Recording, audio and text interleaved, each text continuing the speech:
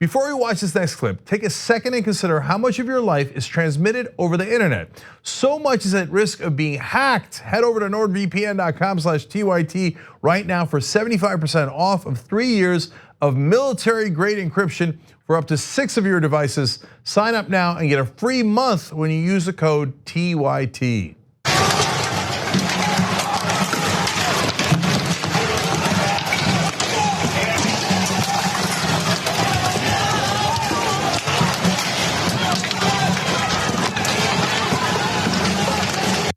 Protests in Hong Kong have become increasingly violent as police continue to fire tear gas and rubber bullets at these demonstrators. Now, the protests had started a while ago, and it had to do with the fact that mainland China wanted to extradite suspects to the mainland in order to prosecute them.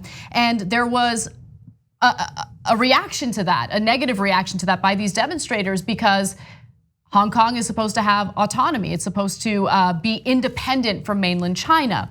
Now, Hong Kong is currently in the middle of a city-wide strike. Protesters against the actions of the chief executive, Carrie Lam, and mainland China's increasing influence on local government is the reason for these protests. And I just want to be clear that when the protests originally started in response to the extradition requests, the response from mainland China was to put that issue on hold indefinitely.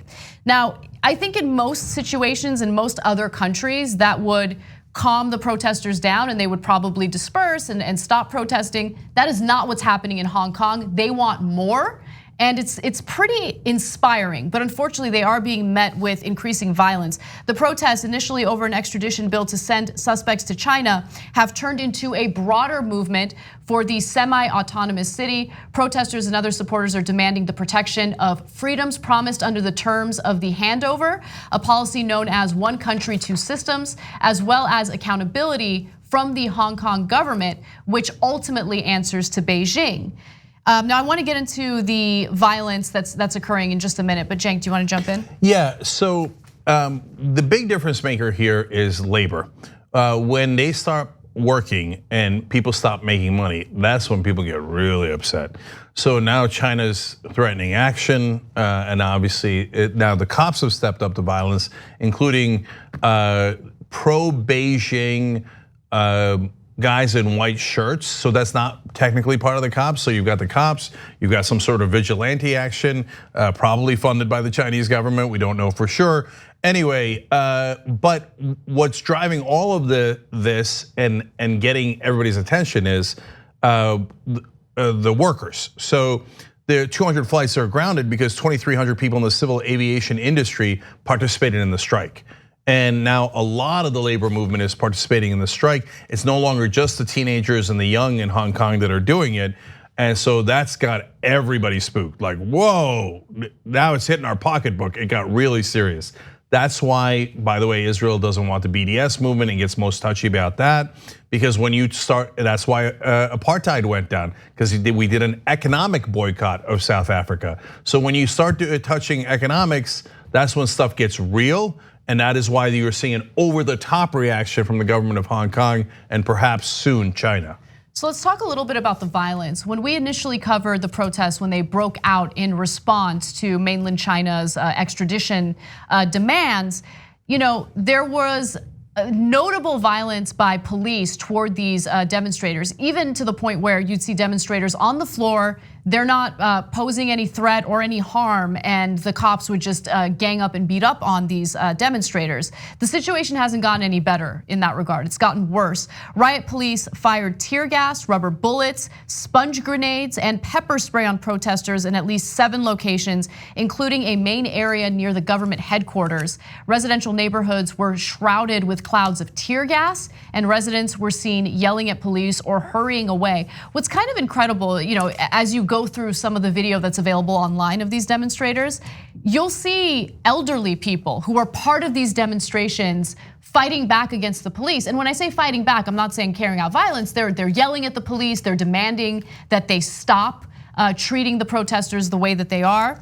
Okay, I just want to jump in there because there's a lot of talk of violence, and I want to be super clear about this because it is usually said in the headlines and makes it seem like the protesters are the violent ones. It's almost always the assumption of the media, etc. But in reality, as you see in the videos that we showed you, it's guys in white shirts carrying sticks that start the violence. They're the ones attacking the protesters. And that is very common in protests all across the world, where there'll be agitators that start the violence against the protesters. And if the protesters defend themselves, they'll go, oh my God, can you believe how violent they are? Cops or military come in and kick all their asses, arrest all of them, and commit great violence against them. So now the cops have fired over 1,000 rounds of tear gas and arrested 420 people. Then they say vague words like 15 police stations were surrounded. Surrounded sounds like they're in imminent danger. Yeah, there was protests around police stations. Now there was fires in apparently 2 of them, right? Outside. But they don't say who started the fires. You know what could start a fire? A tear gas canister. So, and as you saw from the video there, the protesters are incredibly ingenious. They have a way of putting out the tear gas canisters. They're not the ones firing them. They're on the receiving end of them. It seems to be, based on the tape, either vigilante, right-wing, pro-Chinese government that's doing the violence, or the cops that are doing the violence. So police from mainland China are reporting hundreds of arrests, and they are taking punitive measures outside of beating up on these protesters. They're taking punitive measures through their so-called justice system. Hong Kong police said that they've arrested 568 demonstrators aged 13 to 76 since June and charged them with a variety of crimes, including rioting, which can carry a sentence of up to 10 years in prison. So look, what I want to spend a little bit of time discussing is what we can learn from the demonstrations we're seeing in Hong Kong. Because what's incredible to me is how you have this unity and this solidarity, and you have this giant group of people rising up and saying, no, no, no. Putting this extradition request on hold indefinitely is not good enough. We're not happy with Carrie Lam. We're not happy with where we're at right now. We want more. We want to protect our semi-autonomous state or city. And so I love the fact that they're fighting back. There's something incredibly inspiring about that. And lately with everything that's been happening in the country, in our country, I'm wondering what it takes to get Americans to become active, politically active. I'm not calling for any type of violence. I'm not calling for anything that would get anyone hurt. But I do think that there needs to come a point where we come together, put our small differences aside, and fight back against what we're seeing in this administration. So that's a great lead into a quote that I want to read you from Janice Lau, who's a 38-year-old teacher who participated in the protests. The government started getting really surprised when middle-aged people started joining the young protesters and workers. By the way, to give you more details on that, hundreds of thousands of workers in Hong Kong protested, and it's not a very large island, and went on strike and joined the protests, including Hong Kong Disneyland workers. So things were real. Damn. But Janice Lau said, these days people are more afraid when the police appear than when protesters appear. Janice, we feel your pain. It's the same thing here in America, unfortunately. A lot of times the police are used to commit the violence and then justify even more state violence. In fact, that leads back to Carrie Lam, who's the chief executive of Hong Kong, saying this has become unsafe and unstable, so we'll have to take action. Well, exactly. You're the one who made it unsafe and unstable. We saw them be peaceful protests for months on end. And now the Chinese are getting even worse. From the mainland, the spokesperson says it's a very small group of unscrupulous and violent criminals and dirty forces behind them. We've seen that here in America too. Anyone who disagrees with the government is immediately called a terrorist or an outside force.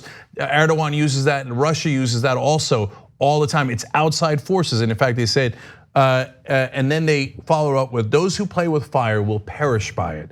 Now that's a very strong warning from the Chinese military basically, right? So the reality is they start the violence so that they can escalate the violence. These are wonderful democratic protesters. We're with you all across the world. Well, hey, you made it this far. You must really like the Young Turks. Thank you, we really appreciate you. Now, another easy way to keep supporting us also helps keep your internet activities and data private, all with a push of the NordVPN app. Head to nordvpn.com/TYT right now for 75% off of your next 3 years.